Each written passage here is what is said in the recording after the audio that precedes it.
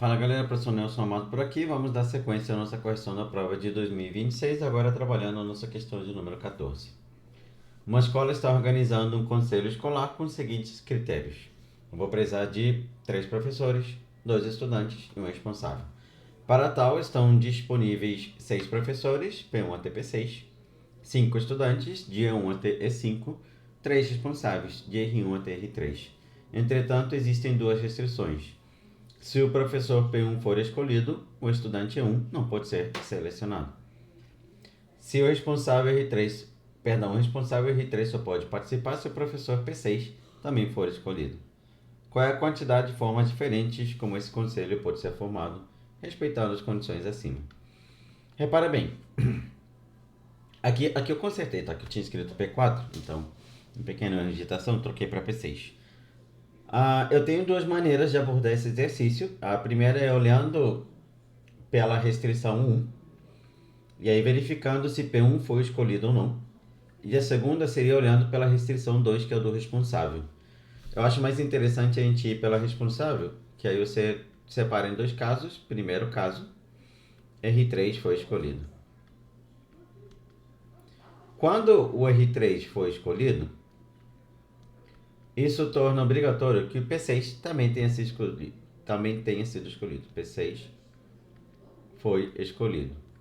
Porque ele me diz no enunciado que o responsável 3 só vai poder participar se o professor 6 também for escolhido. Então aqui eu já tenho uma obrigatoriedade do P6 ser escolhido. Dentro desse primeiro caso, eu vou analisar a outra restrição. Então, analisando a outra restrição, eu vou separar em 2 casos, tá? Caso 1 do caso 1. Caso 1 do caso 1. P1 foi escolhido. Aí então eu tenho o seguinte, tá? Você vai poder dizer que, já que P1 foi escolhido, dos 3 professores que poderia escolher, né, já foram preenchidas 2 vagas. Então, os professores que eu posso escolher, né, já foi P1, P6 e sobrou uma vaga. Se sobrou uma vaga, então essa última vaga, para eu preencher ela, eu vou pegar o restante dos professores, que são 4, e eu vou escolher um. Então, é uma combinação de 4, escolhi um, que dá 4 possibilidades. Agora eu vou olhar para os estudantes. Dos estudantes, nenhum foi escolhido ainda, né? Então eu tenho 2 vagas para os estudantes. Só que já que o professor 1 foi escolhido, o estudante 1 não participa. Então aqui eu tenho que ter cuidado que nos estudantes eu tenho 4 disponíveis. É uma combinação de 4 escolher 2. Dá 4 vezes 3 dividido por 2 vezes 1, dá 6 possibilidades. E olhando por essa perspectiva, já que eu só posso escolher um responsável e o responsável 3 já foi escolhido, então não tem mais ninguém para ser escolhido para o responsável. Então esse caso 1, pelo princípio multiplicativo, vai me dar 24 possibilidades, que é 6 vezes 4, 24. Caso 2 do caso 1. Caso 2 do caso 1 é boa. P1 não foi escolhido.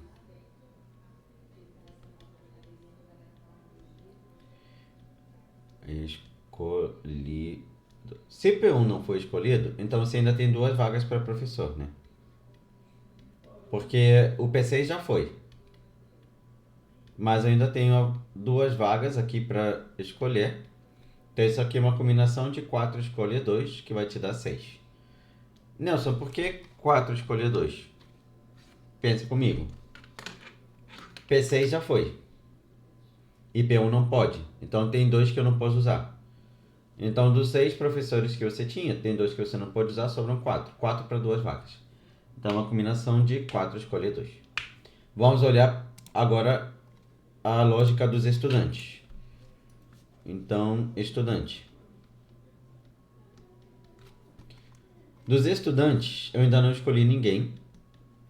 E já que o professor 1 não foi escolhido, eu posso escolher qualquer estudante. Então, uma combinação de 5 escolher 2, dá 5 vezes 4, dividido por 2 vezes 1, dá 10. E aí lembra que de responsável eu não posso escolher ninguém, porque eu já escolhi o terceiro responsável. Então, necessariamente, isso aqui é 6 vezes 10, que dá 60. Então, esse aqui foi o nosso primeiro caso, né? Que é quando R3 foi escolhido. Agora, segunda possibilidade, R3 não foi escolhido.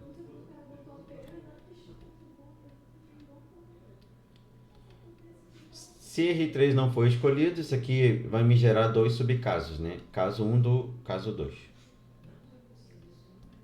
E aí o nosso caso 1 é que o P1 foi escolhido.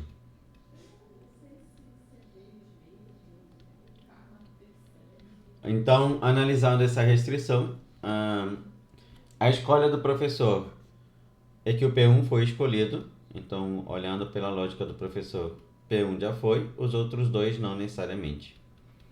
Então, isso é uma combinação de 5 escolhe 2, que vamos ver que vai me dar 10, né? 5 porque agora eu não tenho a obrigatoriedade do P6 ser escolhido.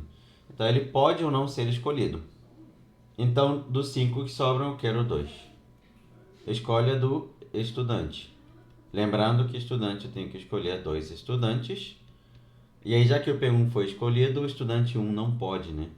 Então, isso aqui é uma combinação de 4 escolhe 2, que vai me dar 6.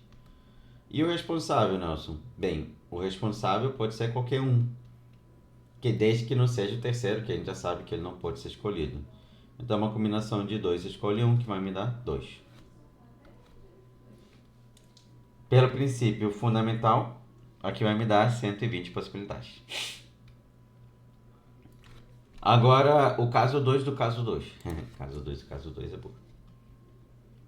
Caso 2. P1 não foi.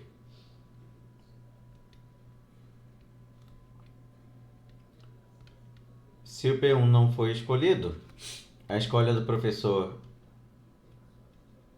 vai ser 3 vagas. Então vai ser uma combinação de 5 escolhe 3, que vai me dar 10. A escolha do estudante pode ser qualquer um dos 5 estudantes.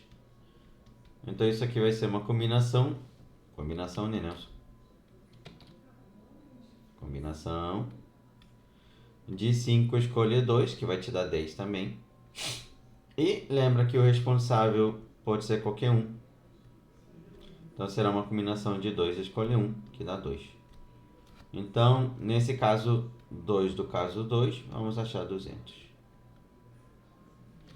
Então isso aqui vai ser 200 mais 120 mais 60, dá 380 mais 24.